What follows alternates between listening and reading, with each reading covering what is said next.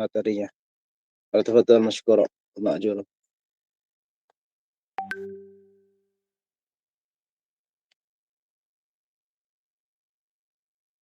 Silakan Ustaz Derajat, Ustaz Abu Hansa dan Ustaz Erik.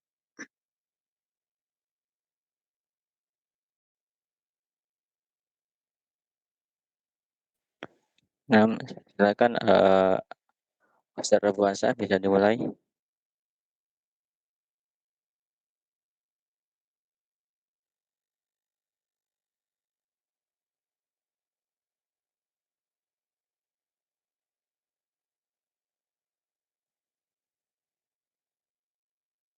Ustaz Abu Hansa sudah gabung ya?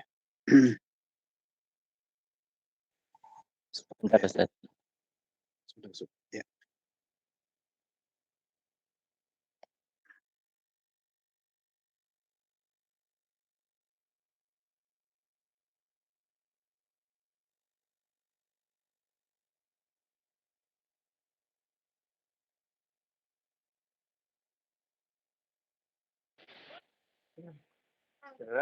Suara terdengar jelas? Terdengar. Dimulai siapa Derajat sama Erik kalau terputus tolong gantikan secara ini spontan. Maksudnya terkadang wifi sekarang di rumah beberapa hari ini jaringannya agak lemah. Bismillahirrahmanirrahim. Assalamualaikum warahmatullahi wabarakatuh. Waalaikumsalam warahmatullahi wabarakatuh. Alhamdulillah wassalatu wassalamu ala Rasulillah wa ala alihi wa sahbihi wa ala wa la haula wa la quwwata illa billah. Baik, barakallahu fikum. Teman-teman, rekan-rekan sekalian, dosen, Ustaz Sabar. Semoga kita semuanya selalu dalam lindungan Allah Subhanahu wa taala dan perkumpulan kita pada hari ini, pada siang hari ini diridhoi Allah Subhanahu wa taala. Sebelum kita mulai, kita buka majlis kita dengan baca bismillahirrahmanirrahim.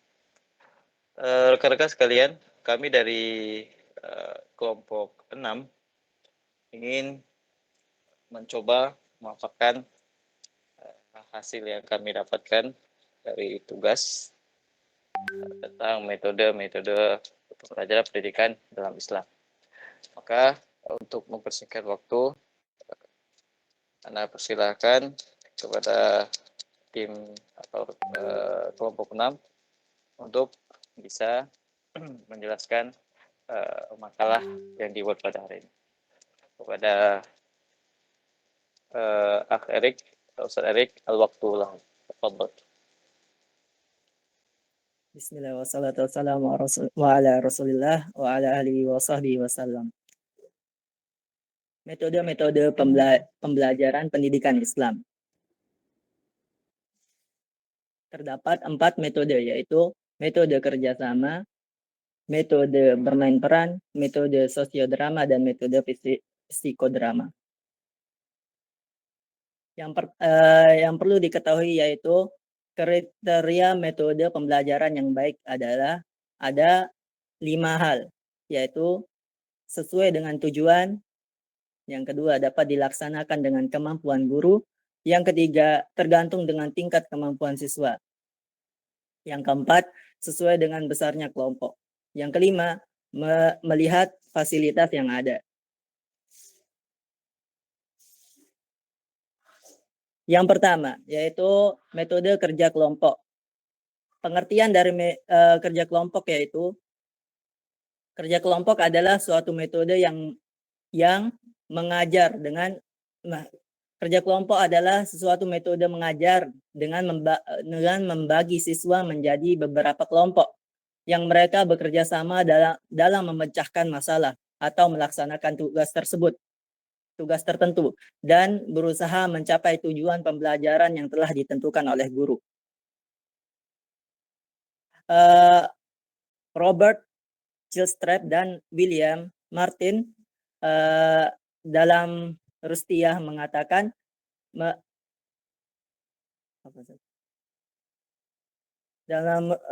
memberikan pengertian kerja kelompok sebagai kegiatan kelompok siswa yang biasanya berjumlah kecil yang diorganisir untuk kepentingan belajar. Jadi, keberhasilan kerja kelompok ini menuntut kegiatan yang kooperatif dari berbagai individu. Fungsi kerja kelompok ini juga bertujuan supaya siswa mampu bekerja sama dengan teman yang lain dalam mencapai suatu tujuan. Dan kerjasama merupakan proses sosialisasi yang paling banyak terjadi di masyarakat. Dalam kegiatan kerja kelompok untuk anak SD juga mengandung unsur permainan yang sebagian besar disukai oleh anak-anak SD. Penerapan kerja kelompok secara konstruktif dipandang efektif karena menerapkan kegiatan yang nyata dan menyenangkan dalam menyatukan pemikiran siswa dengan siswa yang lainnya dalam suatu kelompok. Bentuk-bentuk kerja kelompok. Bentuk-bentuk kerja kelompok terdapat tiga hal. Terdapat tiga bentuk. Kerja yang pertama, kerja kelompok berjangka pendek. Bentuk ini dapat disebut pula rapat ketat karena hanya mengambil waktu kurang lebih 15 menit yang mempunyai tujuan untuk memecahkan masalah khusus yang terdapat pada suatu masalah. Yang kedua, kerja kelompok berjangka panjang. Kerja kelompok berjangka panjang terdapat tenggang waktu misalnya 2 hari, 1 minggu, atau mungkin 1 bulan, tergantung luas dan banyaknya tugas yang harus diselesaikan. Yang ketiga, yaitu kerja kelompoknya campuran. Siswa dibagi menjadi berapa kelompok yang disesuaikan dengan kemampuan belajar siswa. Dalam kerja kelompok ini, siswa diberikan kesempatan untuk bekerja sesuai dengan kemampuan masing-masing, sehingga kelompok yang pintar dapat selesai terlebih dahulu, tidak usah menunggu kelompok yang lain. Kelompok siswa yang lamban dihimbau menyelesaikan tugasnya dalam waktu sesuai dengan kemampuannya.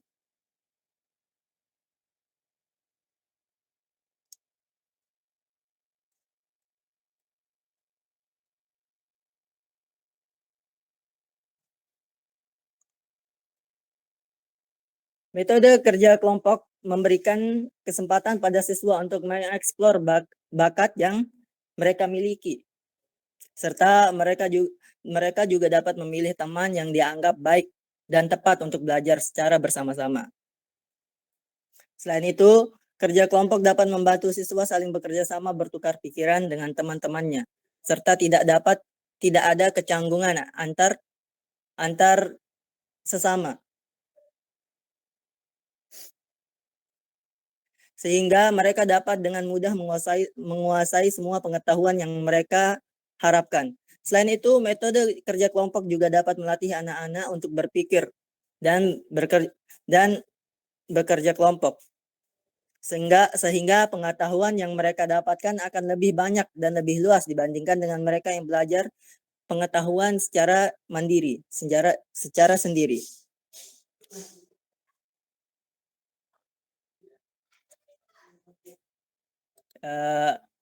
Kelebihan yang didapatkan dari kerja kelompok.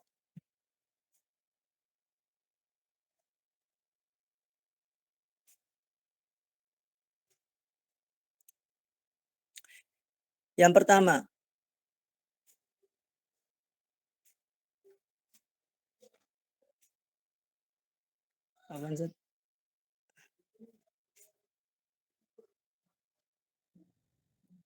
dapat memberikan kesempatan pada anak untuk menggunakan keterampilan bertanya dan membahas suatu masalah. Yang kedua, dapat memberikan kesempatan pada anak untuk lebih intensif mengadakan penyelidikan mengenai suatu masalah. Yang ketiga, dapat mengembangkan bakat kepemimpinan dan mengajarkan keterampilan berdiskusi kepada suatu kelompok. Keempat, dapat memungkinkan guru untuk lebih memperhatikan anak sebagai individu serta kebutuhan belajar. Yang kelima, anak lebih aktif bergabung dalam pelajaran dan lebih aktif berpartisipasi dalam kelompoknya.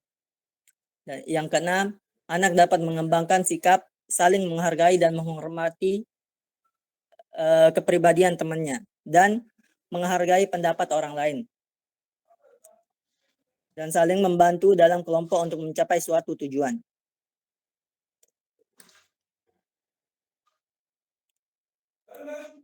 Adapun kelemahan kerja kelompok yaitu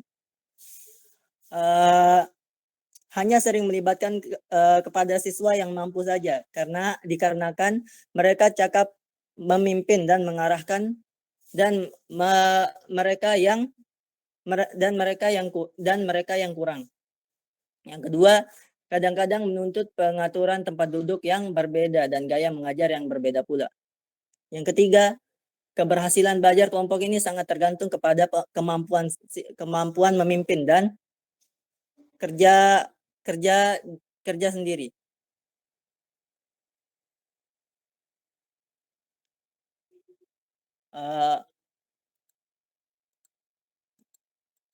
Mungkin itu saja yang bisa saya sampaikan. Kembalikan kepada moderator. Jazakumullah khairan. Kemudian berikutnya kepada Ustaz Derajat. Waktu lalu. Bismillah. Baik, kami ucapkan terima kasih kepada moderator atas waktunya. Melanjutkan materi, yaitu masuk kepada bab metode bermain peran. Di sini bermain peran adalah suatu cara penguasaan bahan pelajaran melalui pengembangan imajinasi dan penghayatan. Melalui kegiatan bermain, peran yang menyenangkan ini, siswa atau anak berusaha untuk menyelidiki dan mendapatkan pengalaman yang kaya, baik pengalaman dengan dirinya sendiri, teman sekelasnya, maupun dengan lingkungan di sekitarnya. Bermain peran merupakan sesuatu yang menyenangkan dan memiliki nilai yang positif bagi anak, karena bermain adalah sifat dasar yang dimiliki oleh anak-anak. Bermain peran pada prinsipnya adalah suatu metode untuk menghadirkan peran-peran yang ada di dalam dunia nyata ke dalam suatu pertunjukan peran di dalam kelas ataupun pertemuan, yang kemudian dijadikan sebagai bahan refleksi agar peserta didik atau siswa dapat menilai hasil bermain peran yang dilakukannya. Dan bermain peran juga merupakan kegiatan yang mengeksplorasi hubungan antar manusia dengan cara memperagakan dan mendiskusikan sehingga orang dapat mengeksplor perasaannya, sikap, nilai, dan berbagai strategi pemecahan masalah yang ada. Kemudian lanjut.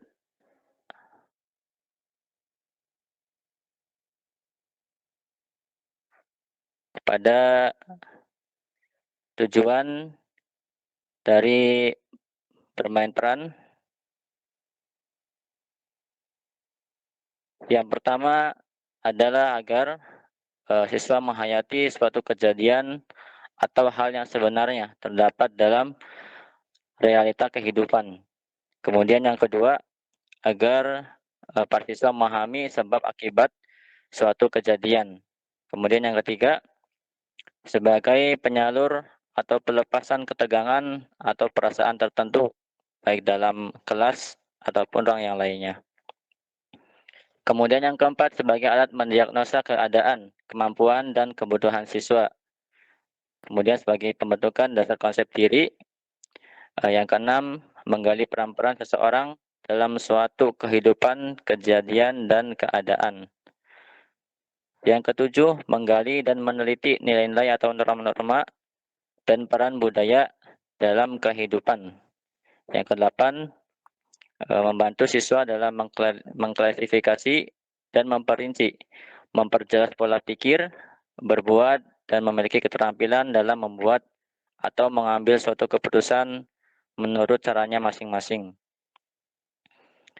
Yang kesembilan, membina kemampuan siswa dalam memecahkan masalah, kemudian dapat berpikir kritis dan menganalisa komunikasi hidup dalam kelompok. Kemudian yang terakhir, tujuannya adalah melatih siswa dalam mengendalikan dan memperbaharui perasaan, cara berpikirnya, dan perbuatannya.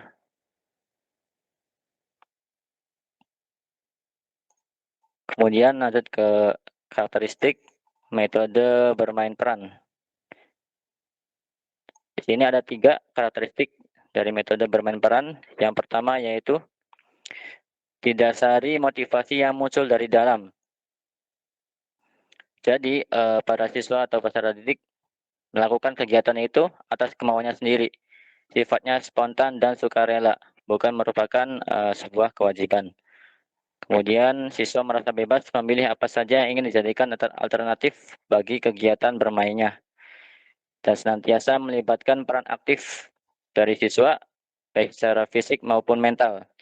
Memiliki hubungan sistematik yang khusus dengan sesuatu yang bukan bermain, seperti kemampuannya dalam berkreatif, memecahkan suatu masalah, kemampuan berbahasa, kemampuan memperoleh teman sebanyak mungkin, dan lain hal sebagainya. Kemudian karakteristik yang kedua, bermain peran dapat digunakan untuk meningkatkan keterampilan berbicara siswa, karena dalam bermain peran siswa diharuskan untuk terampil berbicara kepada pemeran lainnya atau kepada audiensnya. Yang ketiga, penanaman dan pengembangan aspek nilai, moral, dan sikap siswa akan lebih mudah dicapai apabila siswa secara langsung mengalami atau secara langsung memerankan peran tertentu, daripada hanya mendengarkan penjelasan atau melihat dan mengamatinya saja.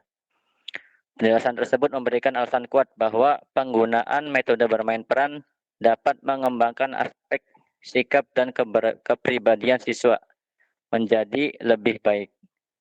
Pengalaman dengan melakukan langsung kegiatan bermain peran akan lebih membekas pada diri itu siswa sendiri daripada hanya melihat dan mendengarkannya saja.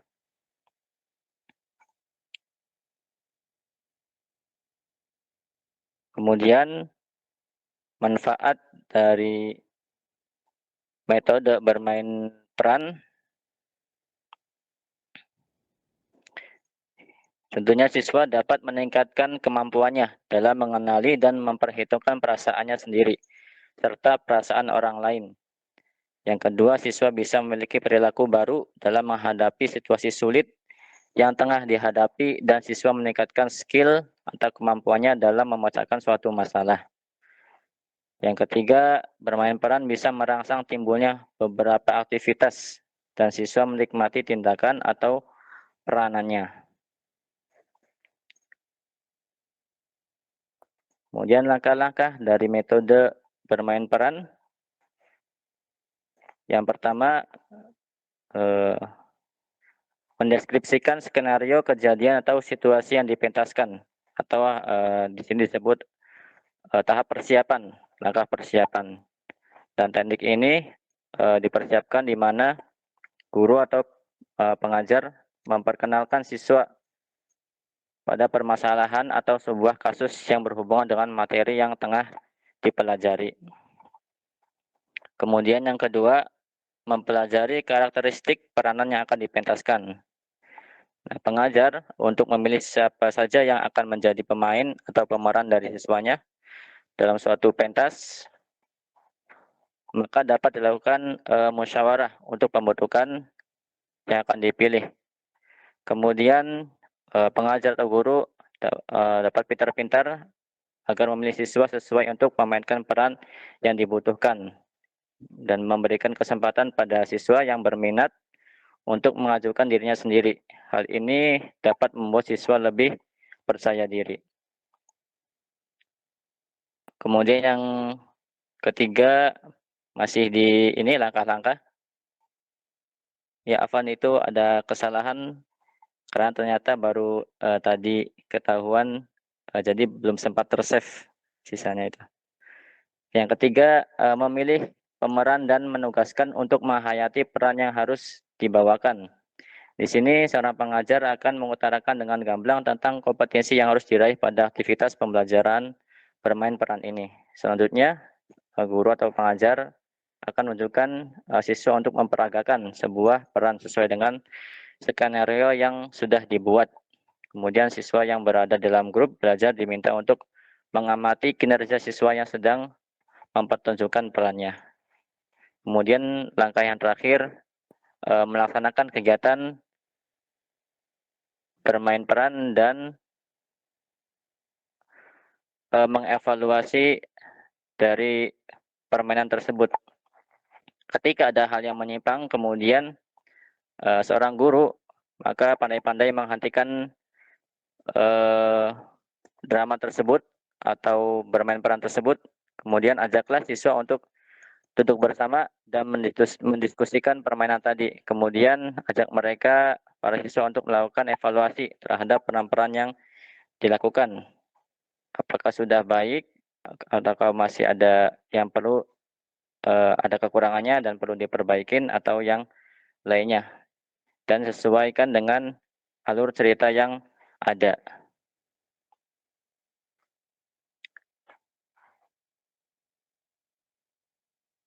Baik, itu yang dapat disampaikan. Selanjutnya kami akan kembali kepada moderator. Baik, barakallahu fikum. Kemudian yang terakhir, metode sosiodrama setelah yang menyampaikan Anas sendiri. Bismillah. Metode yang selanjutnya yang ingin kami paparkan adalah metode sosiodrama. Metode ini merupakan metode pengajaran dengan cara mempertunjukkan kepada siswa tentang masalah-masalah hubungan sosial untuk mencapai tujuan pengajaran tertentu. Masalah hubungan sosial tersebut didramatiskan oleh siswa di bawah pimpinan guru melalui metode ini. Guru ingin mengajarkan cara-cara bertingkah laku dalam hubungan antara sesama. Sosiodrama yaitu siswa dapat mendramatisasikan tingkah laku manusia atau ungkapan gerak-gerik wajah seseorang dalam hubungan sosial antar manusia. Kemudian, sosiodrama berikutnya adalah pendapat lain tentang metode ini mengemukakan bahwa semacam drama sosial berguna untuk menanamkan kemampuan menganalisis suatu sosial tertentu. Dalam sosiodrama ini, guru menyajikan sebuah cerita yang diangkat dari kehidupan sosial misalnya. Kemudian siswa memainkan peran-peran tertentu dengan isi cerita dalam sebuah drama. Sosiodrama yang dimaksudkan adalah suatu cara mengajar dengan jalan mendramatisasikan bentuk tingkah laku dalam hubungan sosial. Berikutnya, metode sosiodrama ini digunakan memberikan tujuannya agar memberikan pemahaman akan masalah-masalah sosial serta mengembangkan kemampuan siswa untuk memecahkan masalah. Dalam metode sosiodrama tersebut, siswa diharapkan terlibat aktif dalam berpartisipasi dengan memotivasi belajar yang dimiliki saat pembelajaran. Kemudian, berdasarkan uraian di atas, dapat dikatakan bahwa dengan menggunakan metode sosiodrama dapat menumbuhkan sikap positif.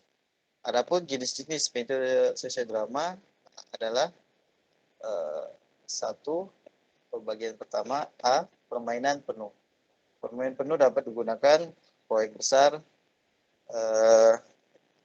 yang tidak dibatasi waktu dan sumber. Permainan penuh ini merupakan alat yang sangat baik untuk menangani masalah yang kompleks dan kelompok yang berhubungan dengan masalah itu. Permainan mungkin asli atau disesuaikan dengan situasi. Kemudian berikutnya, pementasan situasi atau kreasi baru. Teknik ini mungkin singkat dengan permainan penuh, tapi dirancang hanya untuk memainkan sebagai masalah atau situasi. Kemudian, pilot. Ini adalah jenis permainan drama ketiga, meliputi kegiatan berskala kecil untuk menangani masalah kecil atau bagian kecil dari masalah besar. Di sini dapat digunakan secara tunggal atau untuk mengemas pementasan masalah yang menggunakan metode lain. Kemudian plot adalah jenis permainan drama yang keempat. Di sini biasanya hanya meliputi 2 atau 3 orang dengan dialog singkat, mengembangkan latar belakang secukupnya dan pementasan yang cepat berakhir. Kemudian rekan-rekan sekalian, syarat-syarat metode sosiodrama ini, yang pertama, kelas harus mempunyai perhatian masalah yang dikemukakan. Ini berarti bahwa suatu persoalan hendaknya disesuaikan dengan tingkat perkembangan anak-anak, baik minat maupun kemampuan. Persoalan ini terlalu mudah atau terlalu tekar tidak menarik minat anak.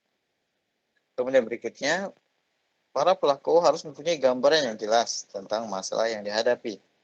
Ini berarti bahwa pelaku harus mengerti dan memahami isi cerita untuk kemudian dapat dinyatakan dalam bentuk tingkah laku visual atau zahir. Yang ketiga, sosial drama hendaknya dipandang sebagai alat pelajaran dan bukan hanya sebagai alat pelajaran dan bukan hanya alat hiburan. Karena itu dalam sosial drama dapat tidak terbatas pada mendramatisasikan, tapi supaya anak menanggapi, menilai, atau memberikan kritik-kritik.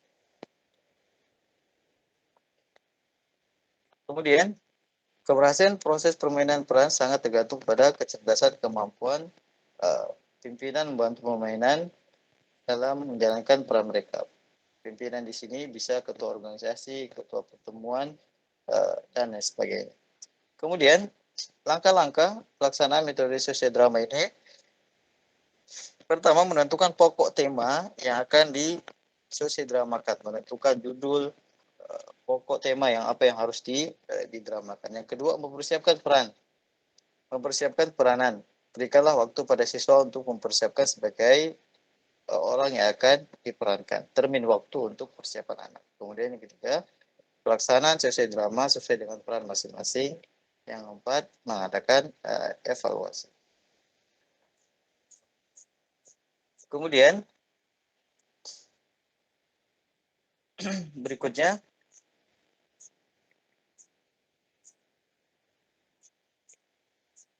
tetapkan dulu dalam mengumumkan langkah-langkah metode sosial drama itu, tetapkan dulu masalah-masalah sosial yang menarik perhatian siswa untuk dibahas. Ceritakan kepada siswa mengenai isi dari masalah-masalah dalam konteks cerita tersebut. Tetapkan siswa yang dapat atau yang bersedia untuk memainkan peranannya di depan kelas. Kemudian jelaskan kepada pendengar mengenai peranan mereka pada waktu sosial drama sedang berlangsung. Berikan kesempatan kepada pelaku untuk berunding beberapa menit sebelum akhiri sosial drama pada waktu situasi pembicaraan mencapai ketegangan. Kemudian akhiri sesi drama dengan diskusi kelas bersama-sama memecahkan persoalan yang ada pada sesi drama. Dalam yang terakhir, jangan lupa menilai hasil sesi drama tersebut sebagai bahan pengamatan. Dalam melaksanakan strategi ini, agar berhasil secara efektif, maka perlu diperhatikan langkah-langkah berikut ini. Yang pertama, guru harus menerangkan kepada siswa untuk memperkenalkan strategi ini, bahwa dengan jalannya sesi drama, siswa diharapkan memecahkan masalah hubungan sosial yang aktual. Maka kemudian guru menunjukkan beberapa siswa yang akan berperan, masing-masing akan cari pemecahan masalah sesuai dengan peran. Dan siswa yang lain menonton dengan tugas-tugas tertentu pula. Kemudian guru harus memilih masalah yang urgent sehingga menarik minat anak. Dia mampu menjelaskan dengan menarik sehingga siswa terasa untuk berusaha mengerjakan masalah tersebut. Berikutnya, agar siswa memahami peristiwanya, maka guru harus bisa menceritakan sambil untuk mengatur dengan adegan-adegan. Bila ada kesepakatan dari siswa untuk berperan, harap ditanggapi, tetapi guru harus apakah ia dapat tepat untuk perannya. Bila tidak, ditunjuk saja sesuai dengan kemampuan dan pengalaman sedikit. Kemudian kita langsung hal-hal yang perlu diperhatikan dalam menerapkan metode drama dalam pembelajaran adalah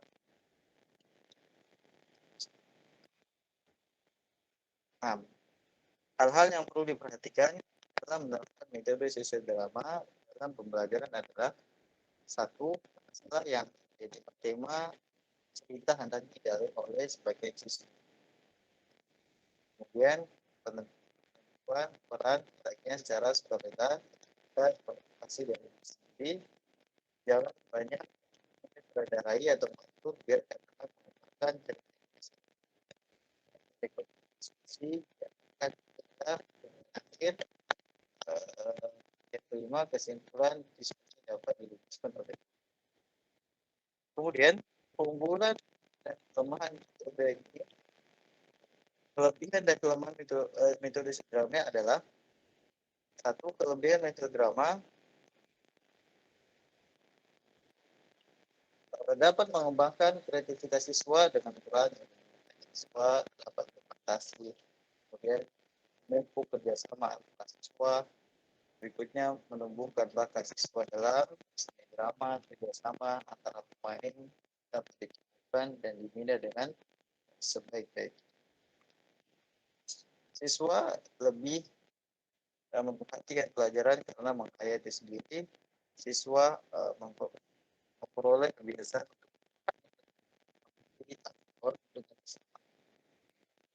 bahasa lisan. Siswa dapat dibina bahasa yang baik dan mudah dipahami orang lain, memupuk keberanian dan pendapat yang jelas, melatih siswa untuk menganalisis masalah dan mengambil kesimpulan dalam waktu singkat, memperkaya pengetahuan, sikap, keterampilan yang diperlukan dalam menghadapi situasi sosial yang problematis. Kedua, kelemahan metode.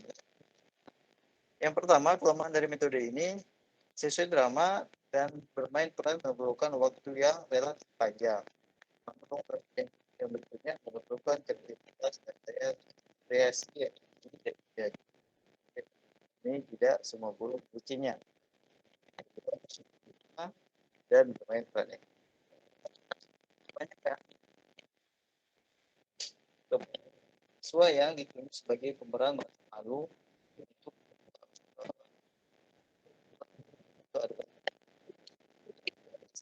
drama. Putus-putus.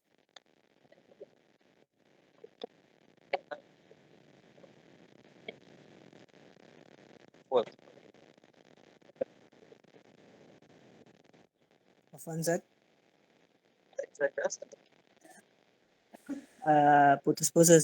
putus-putus dan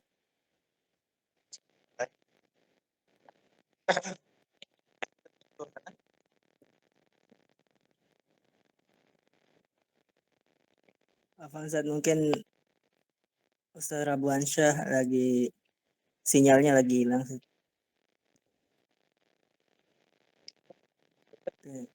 Putus suaranya. Iya. Nah, Ini sebentar. Ya, sekarang udah bendingan.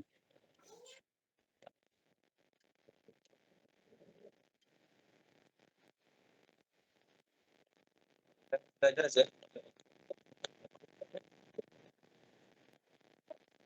Ya.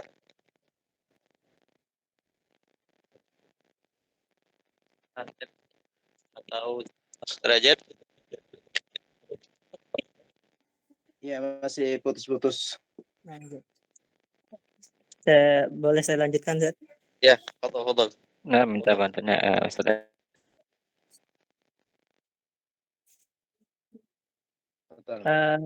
Kelebihan-kelebihan dari metode sosiodrama yaitu pertama, sosiodrama dan bermain peran memerlukan waktu yang relatif panjang. Yang kedua, memerlukan kreativitas dan daya kreasi yang tinggi dari pihak guru maupun murid. Dan ini tidak semua guru memilikinya. Melalui metode sosiodrama dan bermain peran ini, bermain peran ini, tidak semua guru memilikinya. Yang ketiga, kebanyakan siswa yang ditunjuk sebagai pemeran merasa malu untuk memerankan suatu adegan tertentu.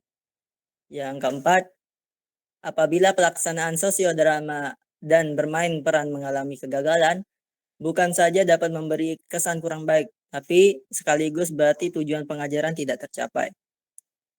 Yang kelima, tidak semua materi pelajaran dapat disajikan melalui metode ini.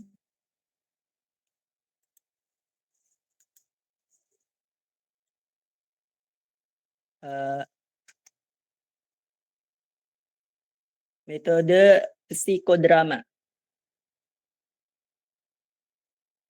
Saya lanjutkan, Ustaz. Psikodrama adalah sebuah jenis terapi eksperimental dan berbasis aksi, di mana pelakunya mengeksplorasi masalah yang dihadapi melalui seni peran. Pasien akan memainkan peran, mempresentasikan diri secara dramatis, serta memanfaatkan dinamisasi grup agar orang lain mengerti apa masalah yang dihadapinya.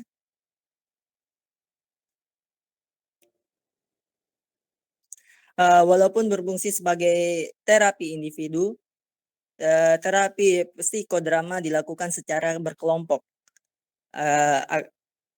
Terapi ini adalah tetap ilmu psikologi, namun dipadukan dengan seni teater dan sosiologi. Psikodrama dikembangkan pertama kali oleh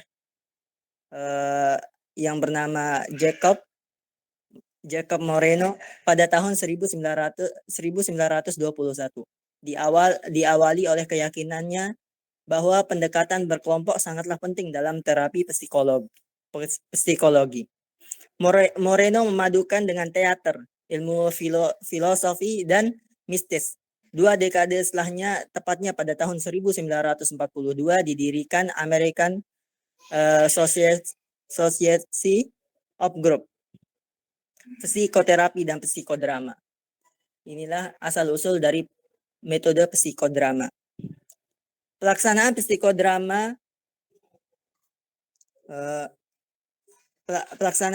psikodrama memerlukan panggung, pemimpin, pemeran utama, dan pemeran pendukung.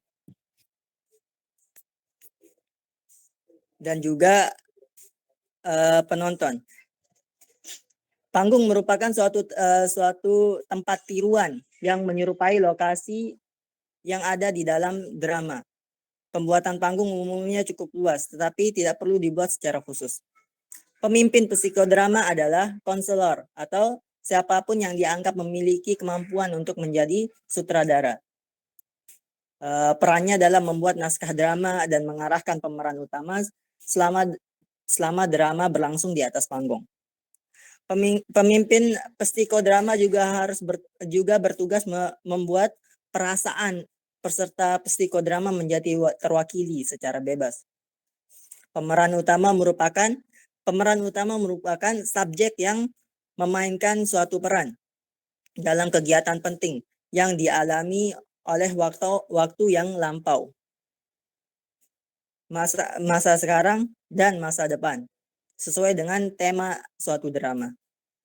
Perannya dilakukan secara spontan maupun mengikuti naskah dari konselor. Pemeran pendukung hanya bertugas membantu pada peran-peran tertentu yang berkaitan dengan peran dari peranan pemeran utama. Perannya untuk mempengaruhi peranan dari pemeran utama dalam kehidupan yang sebenarnya. Sedangkan penonton merupakan kelompok yang tidak berperan sebagai pemeran utama atau pemeran pendukung. Tugasnya hanya untuk memberi dukungan atau umpan balik secara kepada proses psikodrama tersebut. Penonton juga dapat membantu pemeran utama dalam memahami perilaku yang dia lakukan.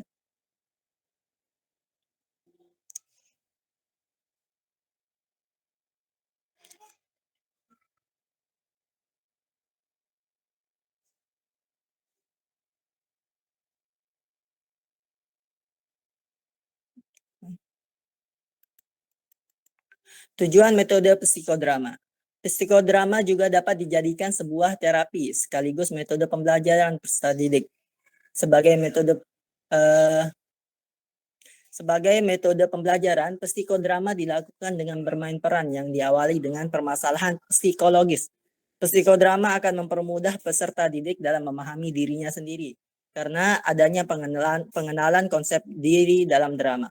Peserta didik juga menjadi berani untuk memberikan reaksi terhadap tekanan-tekanan psikologis yang ditujukan kepadanya.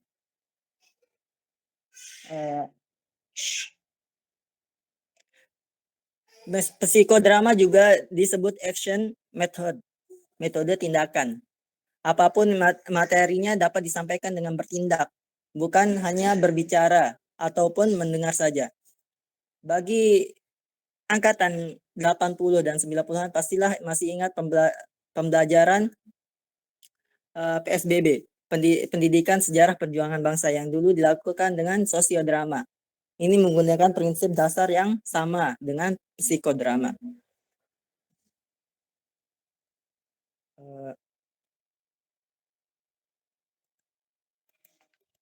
Komponen-komponen psikodrama,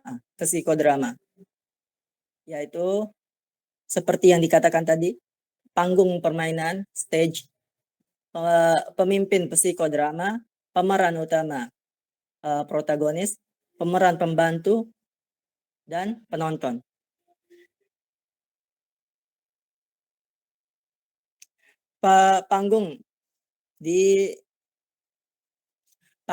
Panggung permainan, yaitu tempat untuk reaksi atau sebagai tempat permainan psikodrama berlangsung. Untuk sudah dijelaskan. Yang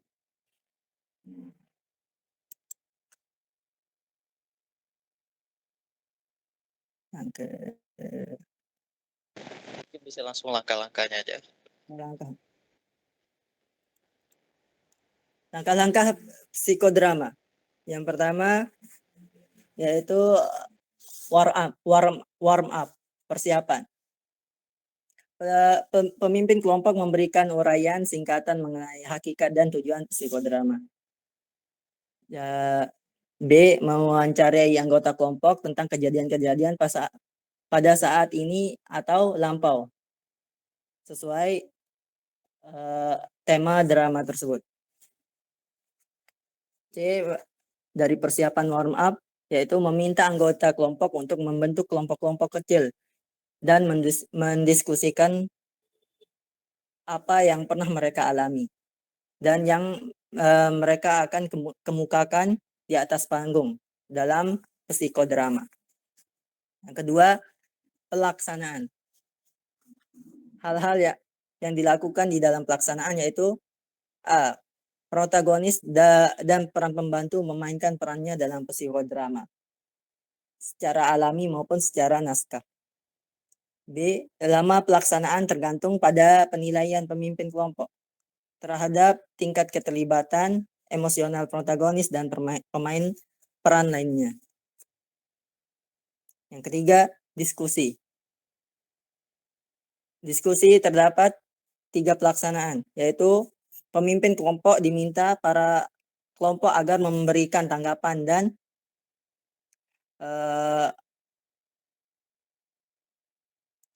poin mereka terhadap permainan peran protagonis, yaitu yang memerankan perannya sebagai tokoh utama. B. Pemimpin kelompok memimpin diskusi dan mendorong sebanyak mungkin agar kelompok memberikan umpan balik. C. Pemimpin kelompok menetralisir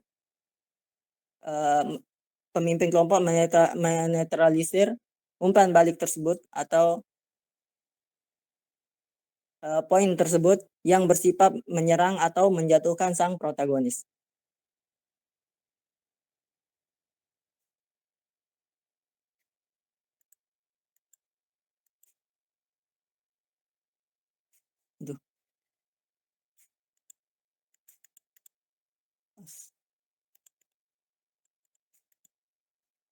Afwan hilang ini kesimpulannya. Kesimpulan. Saya baca aja ya Ustaz ya.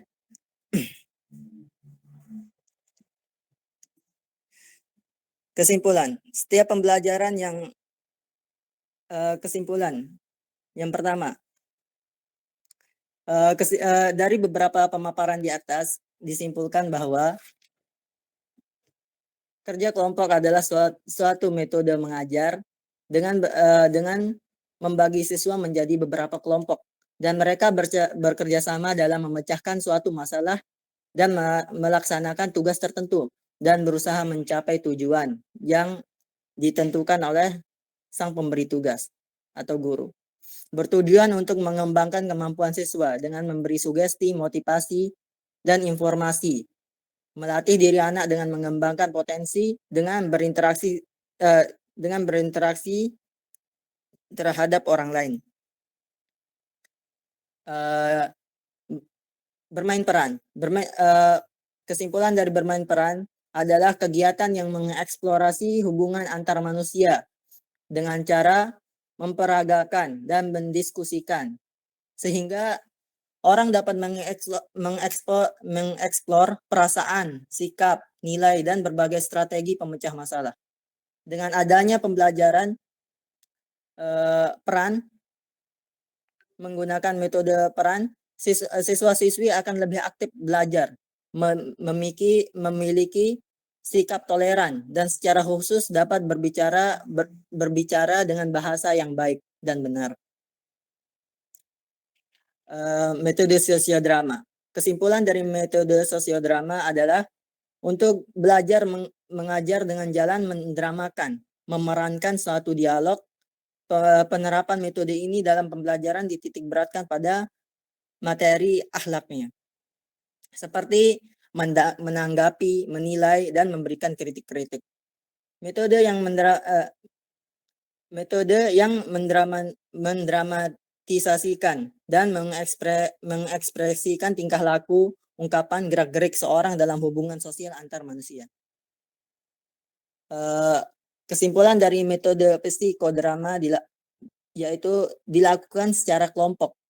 Akan tetapi ini tetaplah ilmu psikologi, namun dipadukan dengan seni, teater, dan sosiologi. Sebagai metode pembelajaran, psikodrama dilakukan dengan bermain peran yang diawali dengan permasalahan psikologis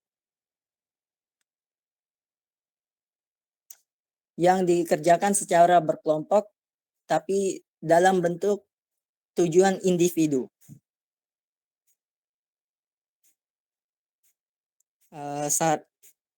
Yang kedua, bagian saran. Diketahui Islam adalah jamaah, yakni kelompok yang menjunjung tinggi sosialisasi bersama Muslim.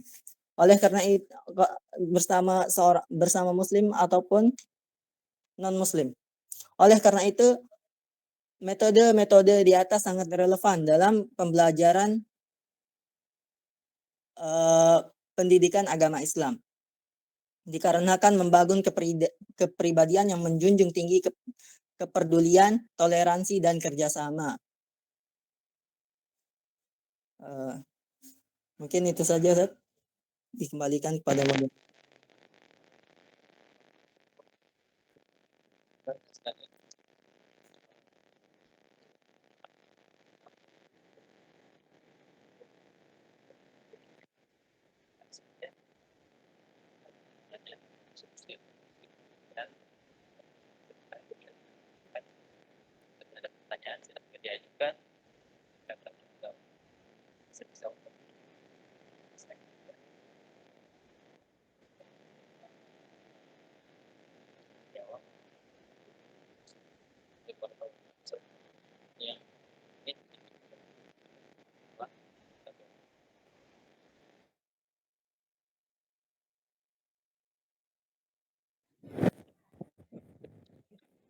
Afan akhrawan saya untuk suara antum kecil sekali, mungkin mikrofonnya bisa didekatkan lagi.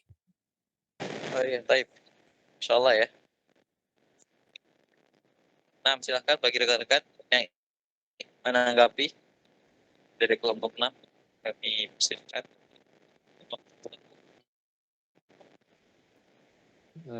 Bismillah, baik. Jazakumullahu khairan atas pemaparan materinya.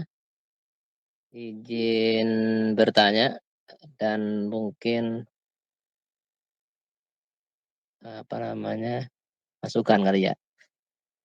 Untuk file yang dibagikan dengan yang dibaca sepertinya ada yang tidak ada ya, yang dibagikan ke kami gitu. Nah, mungkin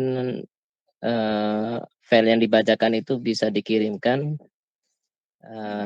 untuk bisa dibaca ya, karena beda sepertinya, bingung ini yang dibaca mana, yang dilihat mana gitu, belum kelihatan gitu. Itu satu. Yang kedua di mana nih? Di slide ke-17 ya, di situ kelebihan dan kelemahan metode sosiodrama itu, kelebihannya yang mana, yang kekurangannya yang mana tuh? Sepertinya sama ya, tulisannya kelebihan-kelebihan semua. Itu yang kedua. Kemudian yang ketiga di slide 16 ya, slide 16 yang poin 3 tuh syarat-syarat metode sosiodrama. Itu sosiodrama hendaknya dipandang sebagai alat pelajaran dan bukan hanya sebagai alat pelajaran dan bukan hanya alat hiburan. Ini mungkin perlu dijelaskan kembali maksudnya apa, ini belum bisa dipahami oleh Ana ya. Itu yang ketiga ya. Kemudian mohon maaf ada beberapa. Yang keempat di slide 13 ya, slide 13 tentang langkah-langkah metode bermain peran, mungkin bisa dijelaskan berbentuk ilustrasi ini, seperti apa ilustrasinya, ini belum juga bisa dipahami oleh Ana ya. Ilustrasinya seperti apa gitu, ilustrasi dari langkah-langkah metode bermain peran ini. Kalau seperti ini belum jelas, masih ngambang ini maksudnya gimana gitu ya. Mungkin perlu diilustrasikan di langkah-langkah metode bermain peran ya. Kemudian di banyak banget jadinya.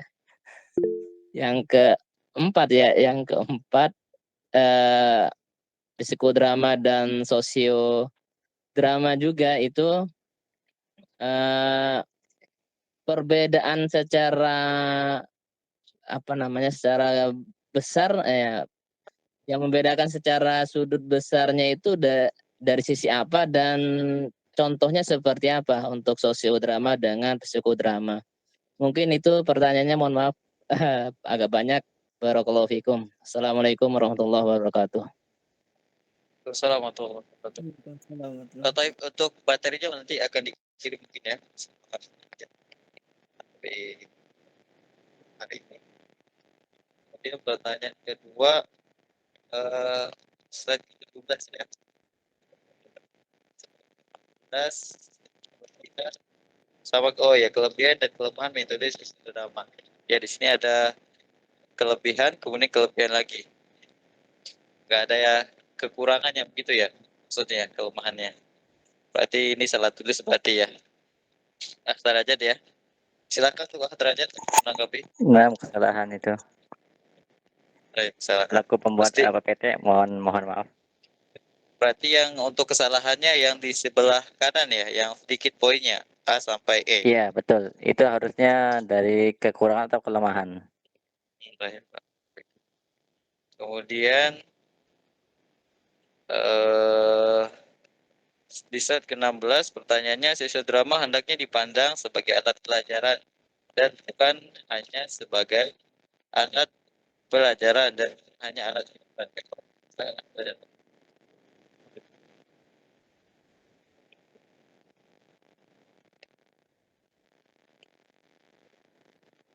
Apa benar, Zat?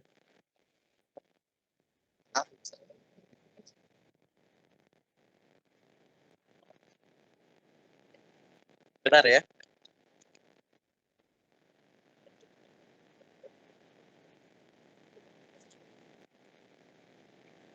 Sosiodrama hendaknya dipandang sebagai alat pelajaran dan bukan hanya sebagai alat pelajaran dan bukan hanya alat hiburan. Sepertinya itu kelebihan penulisan alat pelajaran. Harusnya langsung alat hiburan mungkin.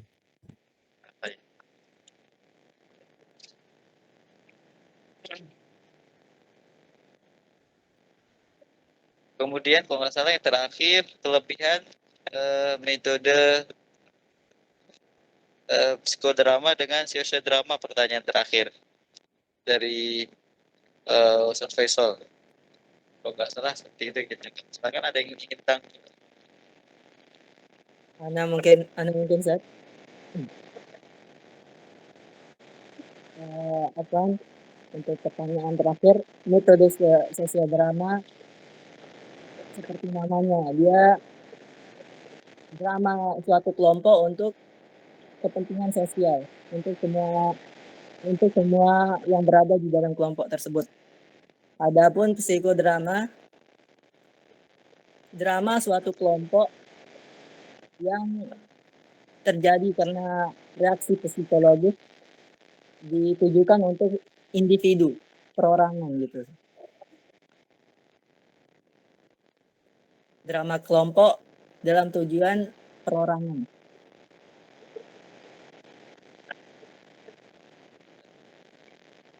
Mungkin itu saja yang bisa saya sampaikan sih. Dalam Contohnya gitu, contohnya dari perbedaan besar dari sosiodrama dengan psikodrama itu seperti apa? Sosiodrama mungkin contohnya seperti drama seperti biasanya seperti teater yang memerankan masing-masing peran. Tapi di dalam lingkup sosial seperti mungkin drama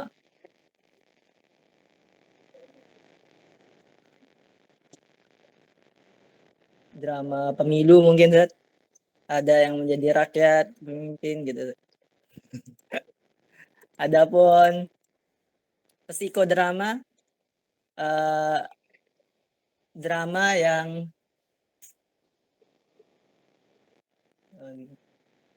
contohnya yaitu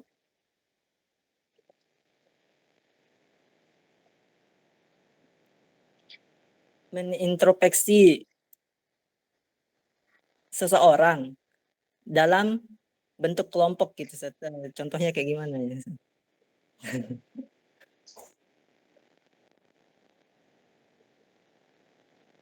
Mungkin Ustaz yang memberikan contoh. mungkin bisa Anda tambahkan sedikit dari jawaban Derajat. Psikodrama mungkin menggunakan apa namanya lah dengan drama terpantau dari tindakan. Psikodrama ini kayaknya menurut pribadi, silahkan dikoreksi, kayaknya jarang digunakan bagi pengajar didik nampaknya, karena ini erat kaitannya dengan orang yang memiliki jiwa yang goncang, psikodrama, sehingga harus memiliki peran-peran seperti itu ya. Jangan apa, karena jarang digunakan kayaknya kalau psikodrama dalam ajaran, karena lebih identik dengan biasanya orang-orang yang memiliki kejiwaan, sehingga di situ ada psikiater yang memantau kejiwaan. Seperti itu mungkin yang anak pahami, atau mungkin rekan-rekan yang lain bisa menambahkan atau apa. Tafadhol bagi yang lebih memahami metode ini. Untuk pertanyaan yang keempat dari Ustaz Faisal. Dan Ustaz Faisal. Ustaz Faisal, Ustaz. benar. Apa? Ya, Bismillah, alhamdulillah, wassalatu wassalamu ala Rasulillah. Jadi psikodrama itu memang adalah lebih cenderung pribadi ya. Jadi pribadi yang memerankan dalam pribadi itu mengenai misalnya semacam motivasi atau menemukan tentang konsep diri, kemudian apa yang dihadapi dengan kondisi di lapangan, tekanan-tekanan, masalah-masalah yang dihadapi begitu. Nah, sementara kalau sosiodrama itu kan sosial, jadi jumlahnya banyak dan peran-perannya itu banyak yang dilibatkan. Adapun kalau psikodrama ini dia lebih cenderung dari satu orang yang kemudian dia menceritakan apa-apa yang dia dapatkan, ya. Walaupun nanti dia mungkin akan sampaikan di kelompok atau disampaikan di kelas, gitu ya. Nanti mungkin yang lain akan mengomentari, ya. Tetapi peran yang paling aktif itu dari person-person. Jadi bukan berkaitan dengan jumlah yang banyak langsung, ya, seperti saya di proses drama tadi. Ya kayak seperti orang yang mungkin kayak orang sedang memberikan motivasi atau ceramah yang berkaitan dengan pengalaman pribadinya, ya, ya. Yang kemudian nanti di situ membuat cerita, ya, seperti drama kejadian-kejadian yang dia alami. Dan juga tadi sudah disampaikan juga sebagai terapi, biasanya eee, ini dimunculkan untuk terapi dari misalnya ada anak yang bermasalah ini, anak yang bermasalah ini kenapa bisa bermasalah, itu suruh menceritakan di depan kronologisnya seperti apa. Kok bisa seperti ini pengakuannya ke yang lain, ya. Jadi dengan adanya psikodrama ini harapannya individu-individu yang diperankan itu nanti memiliki perbaikan diri, dan samping itu juga dia akan menceritakan kepada orang lain untuk diambil ibroh bagi teman-teman yang lain, ya. Karena kan mungkin yang lain tidak pernah mengalami seperti kejadian yang dia alami. Wallahu alam, mungkin begitu dari kami, silakan kalau ada syukran. Baik, jazakallah khair Ustaz. Penjelasan tambahannya Ustaz. Baik. Baik, mungkin dari teman-teman masih ada pertanyaan atau feedback dari kelompok 6, masih ada waktu insyaallah sehingga kita waktunya berusaha untuk tepat waktu. Itu pertanyaan yang 13 pertanyaan yang lain belum dijawab tuh, yang slide ke-13 yang langkah-langkah metode bermain peran itu belum bisa dipahami, bisa dikasih ilustrasinya ya dalam menerapkan langkah-langkah metode bermain peran ini, mungkin bisa diilustrasikan seperti apa gitu. Baik, silahkan teman-teman. Slide ke-13, langkah-langkah metode bermain peran.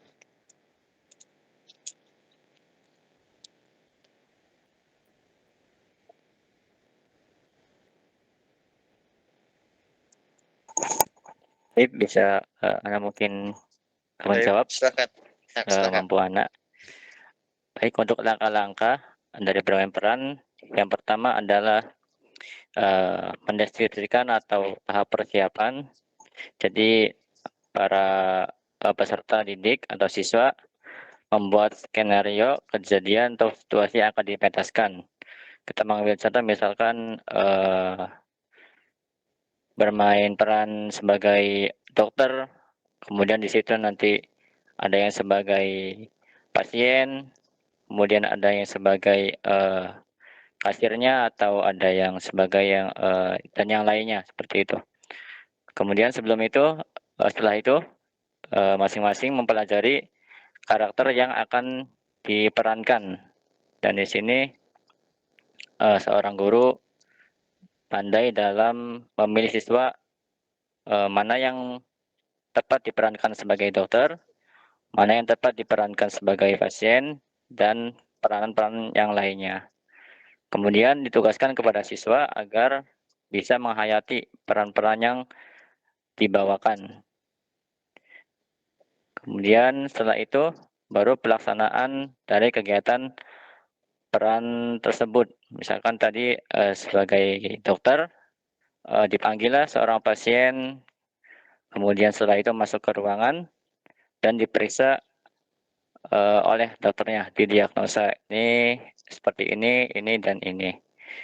Kemudian setelah itu dan terakhir didiskusikan bersama dari kekurangan-kekurangan yang ada dari hasil bermain peran yang tadi. Mungkin seperti itu. Mohon maaf atas kekurangannya. Baik, jazakallah khair. Mungkin saya menambahkan. Ya, tafadhol. Silakan. yang menurut yang saya pahami, pertama, dideskripsikan skenario kejadian atau situasi yang dipentaskan. Mungkin seperti naskah, Ustaz. Ya, naskah misalkan naskah kejadian dan tempat.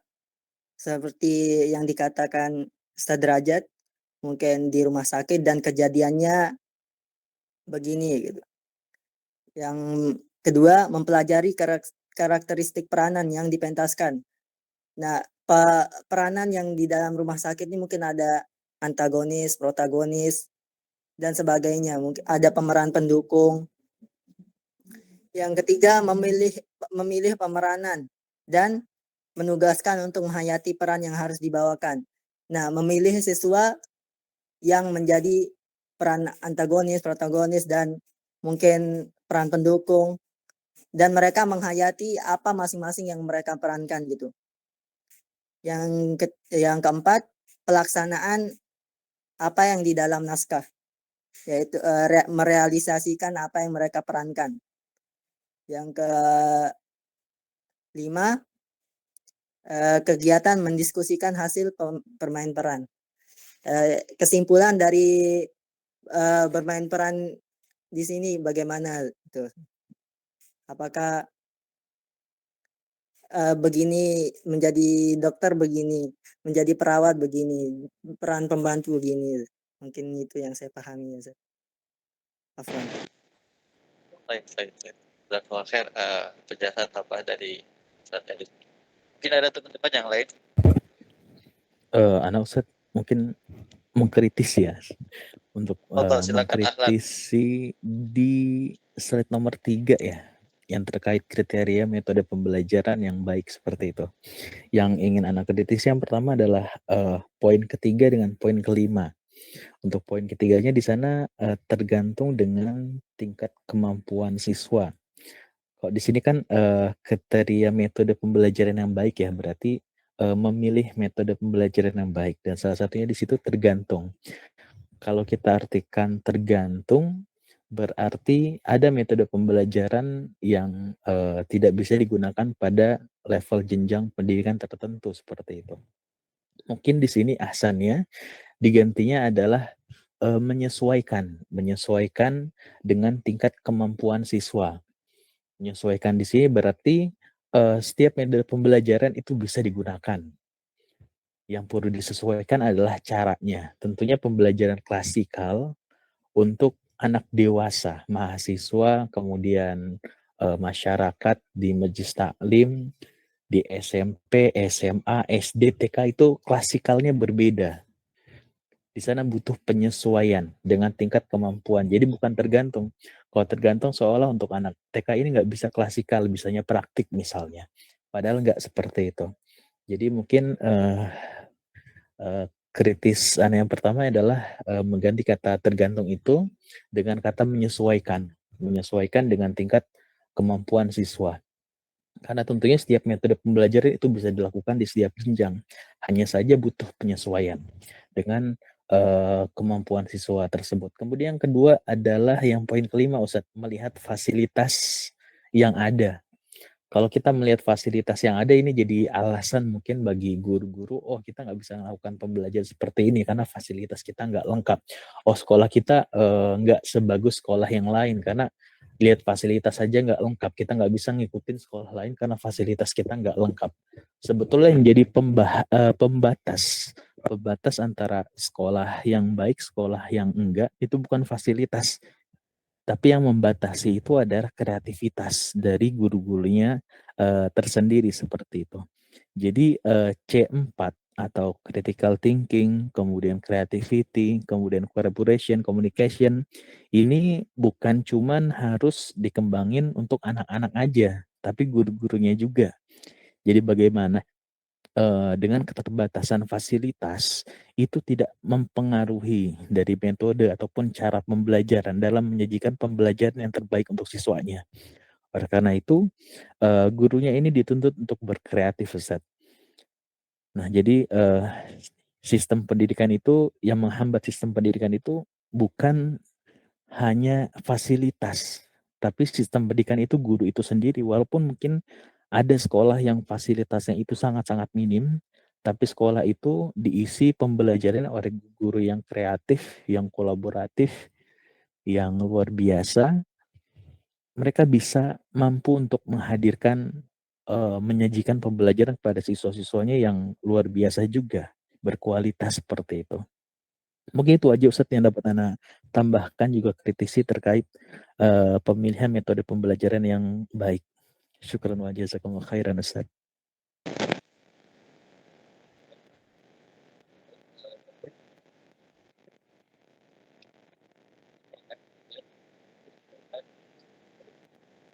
Suaranya mengecil, Ustaz.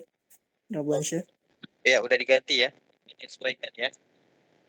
Izin Baik. Ustadz Pemakalah, mohon izin. Ya, silakan. Assalamualaikum warahmatullahi wabarakatuh. Jazakumullah khair atas pemaparan materinya oleh Pemakalah. Saya sebenarnya agak sedikit kurang nyambung ya dengan yang dipaparkan. Pendidikan agama Islam, metode yang digunakan. Mungkin sebelumnya kalau saya bertanya bisa langsung dijawab, Afwan. Metode psikodrama, sosiodrama. Tujuannya apakah untuk mengetahui permasalahan psikiater atau kejiwaan seorang murid kalau dia psikodrama, sosiodrama, apakah juga tujuannya sama untuk mengetahui kejiwaan atau permasalahan satu atau dua murid, sehingga dengan metode drama tersebut bisa memberikan pengajaran yang baik kepada murid yang memang mengalami permasalahan, atau memberikan solusi atau jawaban sebagai pengingat, peringatan, dan pemberitahuan yang dalam kepada jiwa sang murid agar dia mengetahui kekeliruan, kesalahan, atau akhlak yang buruk yang ditampilkannya dengan drama-drama tersebut. Yang mana yang lebih dominan penekanannya? Mohon jawabannya Pemakalah. Ini yang pertama.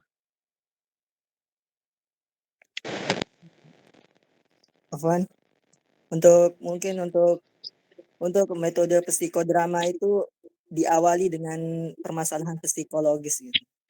Adapun untuk metode sosiodrama masalah dalam jamaah gitu, dalam suatu kelompok.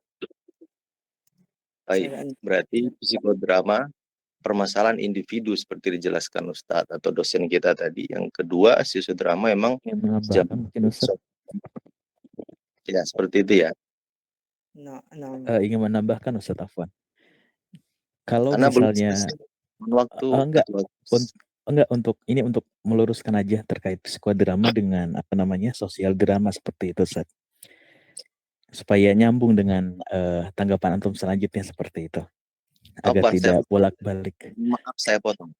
Adab kita dengar orang berbicara, para ulama mengajarkan, tunggu sampai seseorang itu selesai berbicara sekalipun kalian benar. Sekalipun kalian benar, diam, tunggu. Afwan, kita sama-sama sedang belajar dengan strata bakal memiliki gelar S1 yang akan mengajarkan para murid.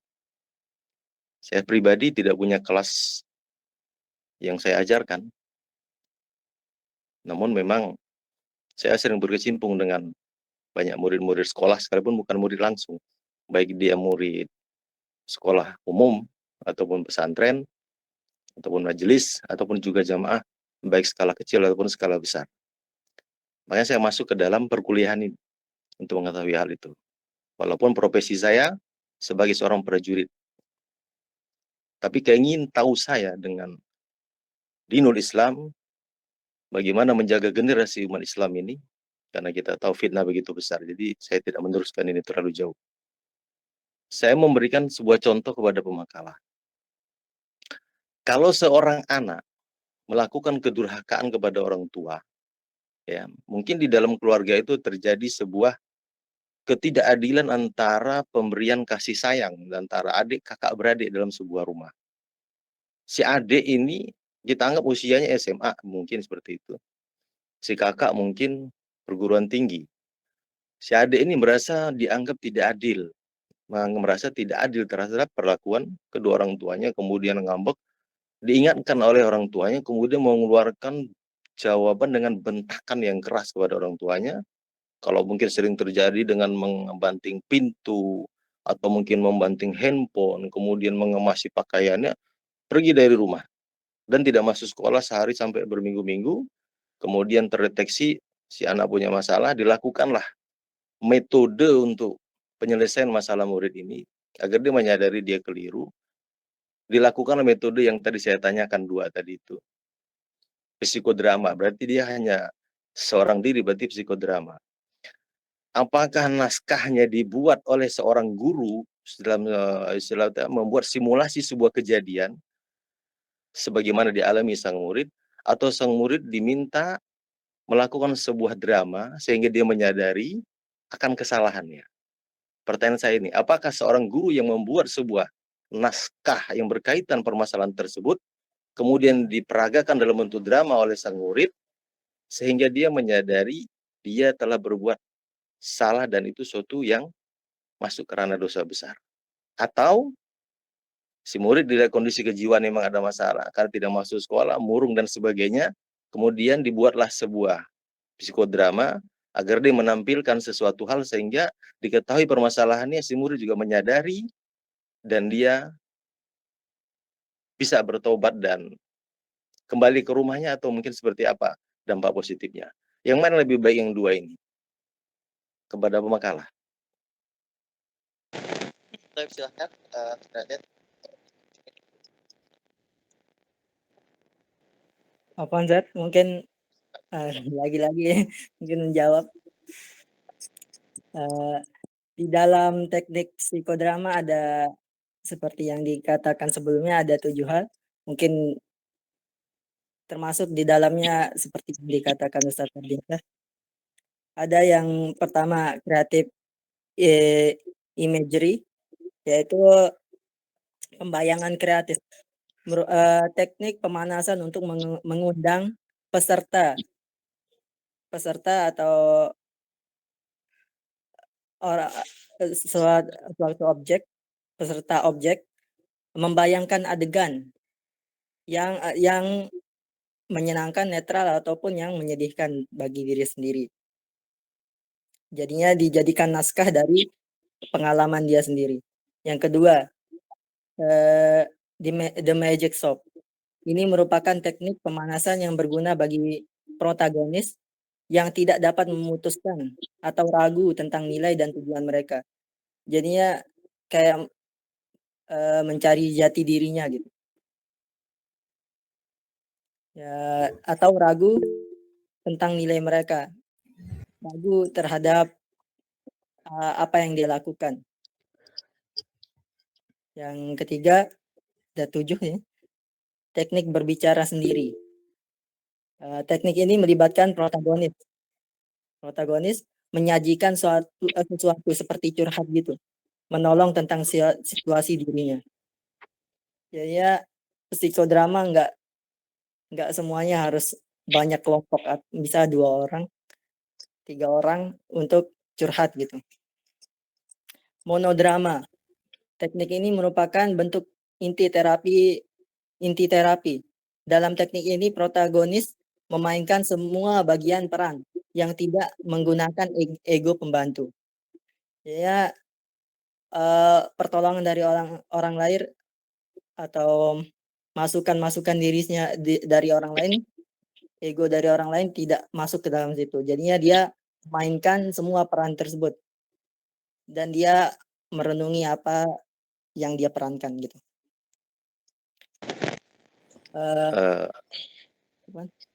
Namzat?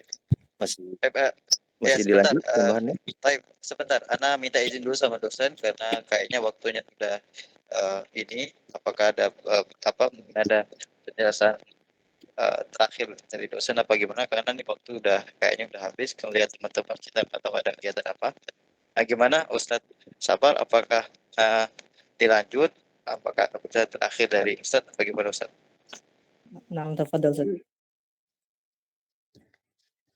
Eh, kita mungkin simpulkan aja ya, artinya dari pertanyaan tadi. Pertama kalau di tadi sudah dijelaskan juga oleh pemakaman ya. Kesimpulannya dari pertanyaan Pak Komandan, Masya Allah, yaitu ini bisa diambil dari guru sebagai membuat perannya ya. Misalnya kalau di sini misalnya kita guru itu membuat judul misalnya taubatnya seorang pemabuk misalnya. Ya kalau ini sebagaimana di buku paket kita. Kemudian nanti di situ ada yang berperan sebagai ustadz, sebagai orang tua, sebagai teman, sebagai tokoh utama. Kemudian dari kelompok tersebut maka dibuat skenario dan kemudian disitulah diceritakan dari pemeran utama dari masalah-masalah yang terjadi kok kalau misalnya menjadi mabuk dan seterusnya, dan nanti ada yang menasihati dari pemeran ustadz, ada pemeran orang tua, bagaimana sikap orang tua dengan anak yang pemabuk, kemudian dari teman tokoh ya temannya dan seterusnya. Jadi untuk psikodrama saya saya ralat juga ini. Jadi tidak mesti hanya satu orang pemerannya, tetapi di sini biasanya dia melihat kepada permasalahan pribadi ya, pribadi yang misalnya seorang pemabuk. Jadi satu orang yang menjadi fokus, kemudian nanti bisa dibuat drama yang akan mencari solusinya ya, dan juga apa yang terjadi ketika hal itu terjadi di lingkungan. Jadi nanti di situ tentu akan mendapatkan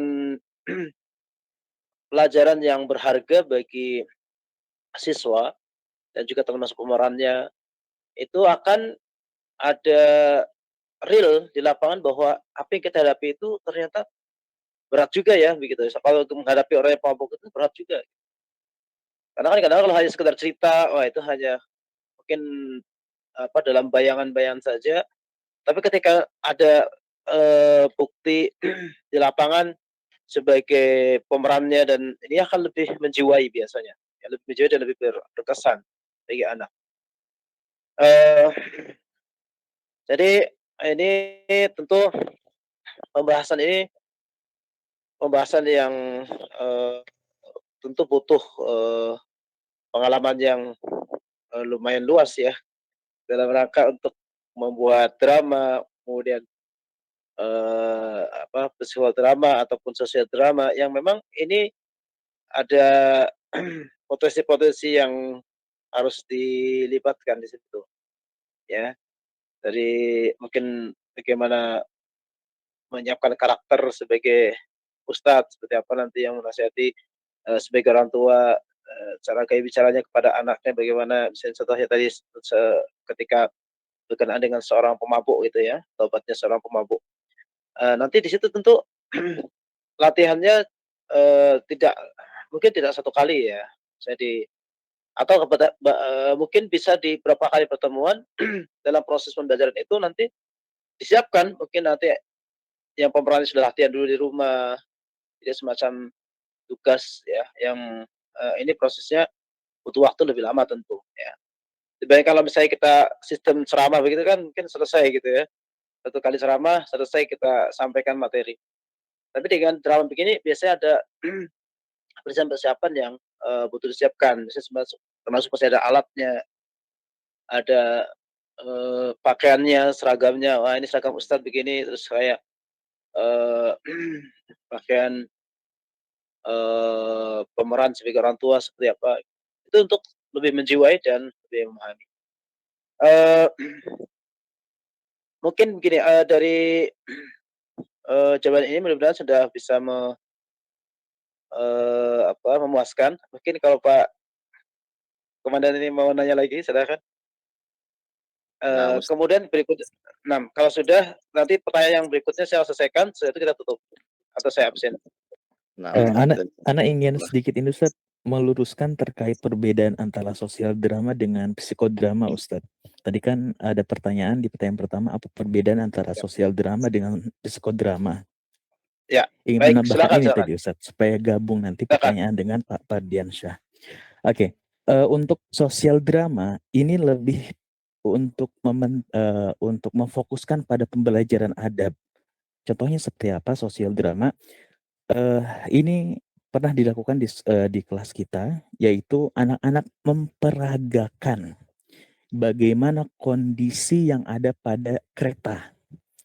Jadi ada yang menjadi ibu hamil, ada yang menjadi orang tua, ada yang menjadi anak remaja. Bagaimana anak ini mengkondisikan suasana di kereta. Untuk apa? Untuk memberikan kesan adab kepada mereka.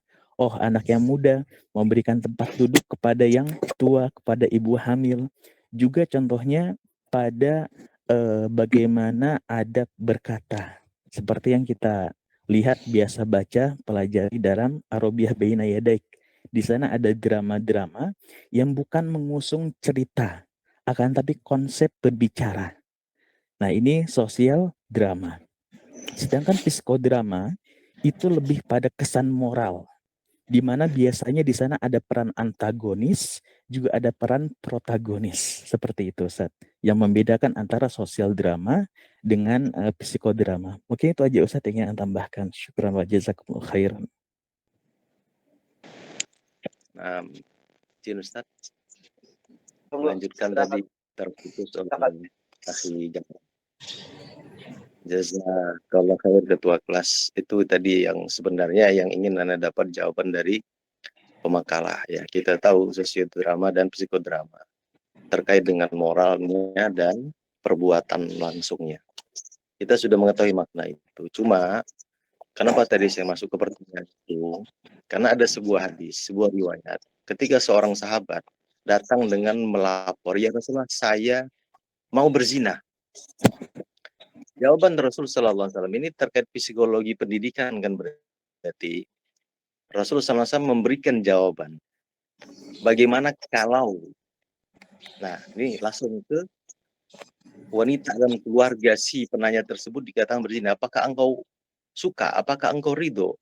Rasulullah langsung memberikan pertanyaan-pertanyaan, bagaimana kalau ibumu berzina? Bagaimana kalau intinya orang-orang perempuan, wanita yang ada di keluarga si penanya tersebut. Rasulullah memberikan jawaban seperti itu. Nah, ini sebenarnya yang membuat saya tadi masuk ke pertanyaan ini. Mungkin itu aja, Ustadz, dosen, mohon izin. Mohon maaf kawan-kawan atas respon pertanyaan. Itu salah satu sebab dari pertanyaan saya muncul untuk memisah antara sosiologi dan psikologi, karena tadi penjelasan makalahnya memang seperti dikatakan oleh Akhi Faisal agak lompat-lompat ya. Jadi agak sulit kita untuk menyambung kolerasi dari apa yang disampaikan. Sekali lagi mohon maaf dosen, mohon maaf pada rekan-rekan, jazakumullah khair atas waktunya. Assalamualaikum warahmatullahi wabarakatuh.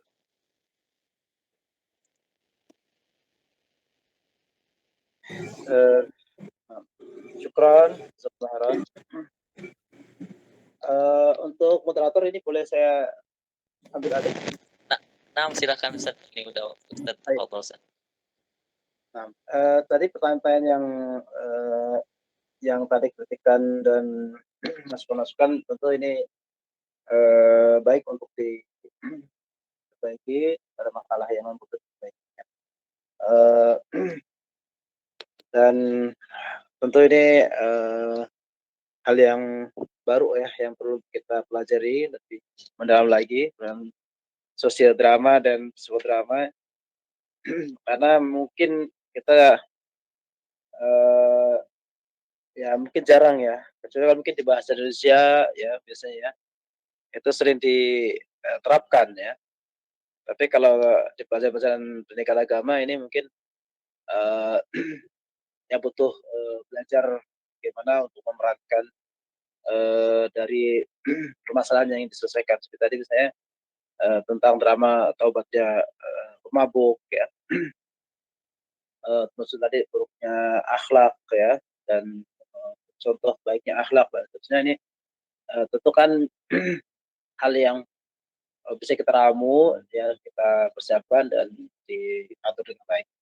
Baik, jazakumullah khairan kepada para makalah hari ini dan juga masukan-masukan dari para mahasiswa yang luar biasa, masya Allah, yang sangat aktif dan ini tentu untuk semakin menambah wawasan kita. Ya, saya absen terlebih dahulu, kebetulan tadi belum absen.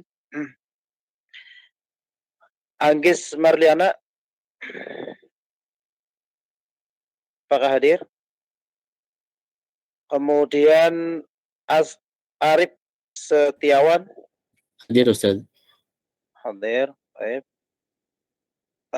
Khatami Fajrin, Hadirah. hadir. Irani Ros, Hadirah Ustaz. Tia Uzahra, Hadirah Ustaz. baik. Derajat Supriyanto, Ruprianto, Hadir Ustaz. baik.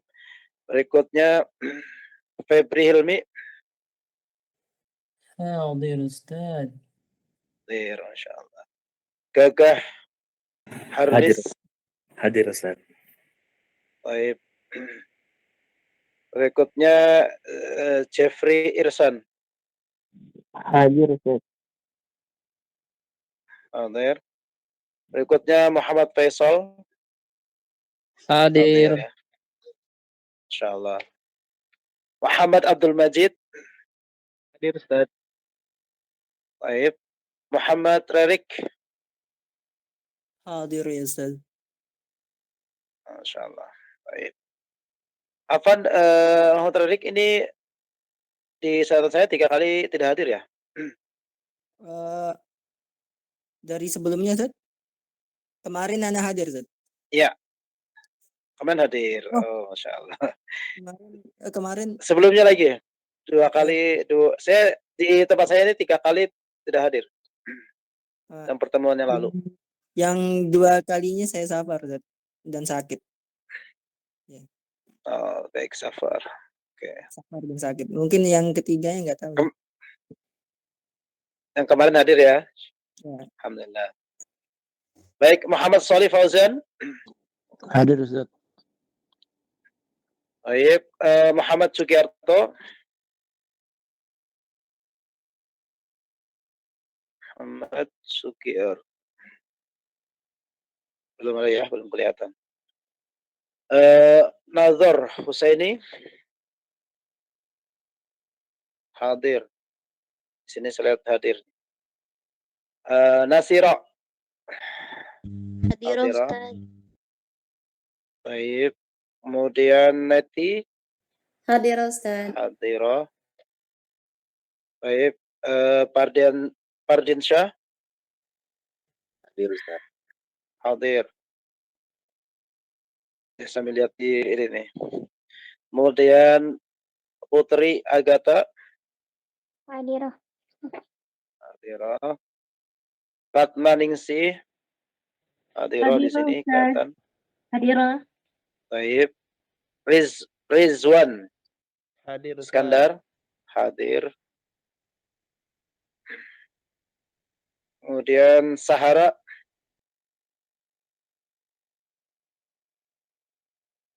Sahara belum kelihatan di sini. Izin Ustaz. Kemudian hadir. Hadir. Berikutnya Sumaya. Hadirah. Hadirah Ustaz. Wahid. Nah, Wahid. Hadir Ustaz. Hadirah. Hadir. Pekan kemarin nggak hadir, kenapa Ustaz? Pekan kemarin ada kegiatan di yayasan. Cuma Ana sempat hadir sampai jam setengah 2 itu kalau nggak salah Ustaz. Yang sampai pemaparan materi terus Ana izin. Baik. Oke. Berarti pas absensi pas nggak ini ya. Iya, pas Baik, absensi Ana. Nah, Yusuf Ibnu Kahono. Hadir Ustaz. Baik. Yusuf Sarhan. Hadir Ustaz. Hadir, Mas. Ini Yusuf Sarhan sama Yusuf Kahono ini saudara ya? Laisa, Tahu Ustaz. enggak? Laisa. Bukan, Oh, bukan. Masya Allah. Baik, baik, baik. Berarti ini ya, apa namanya? Takdirnya ya, mirip namanya. Ini Khairun Nisa. Adira. Baik. Jadi yang saya panggil ini Kan Ustaz tadi memang untuk yang Sarah izin beliau masih di rumah sakit Ustaz. oh iya ya, Sarah. Sahara ya. Siapa tuh? Nah, Sarah nah, ya. nah, Ustaz. Baik, baik. Baik, barakallahu fikum.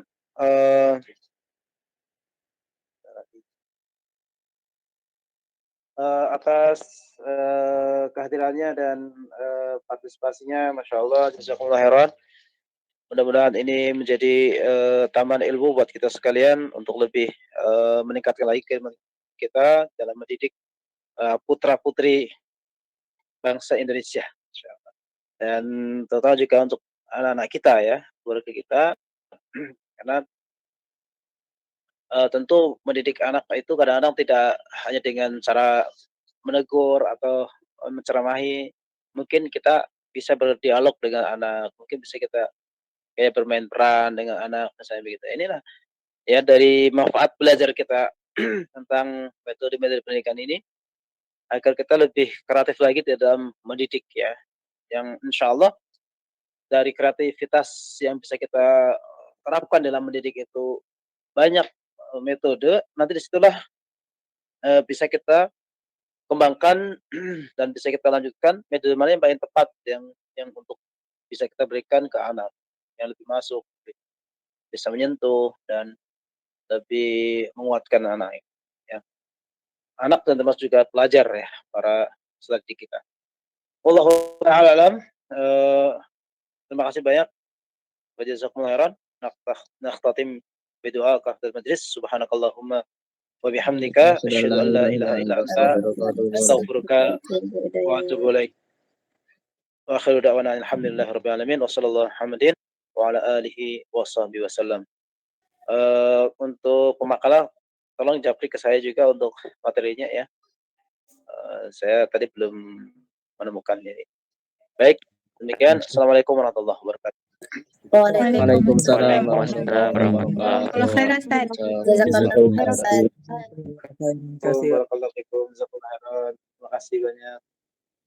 Barakallahu fikum. Hayakumullah.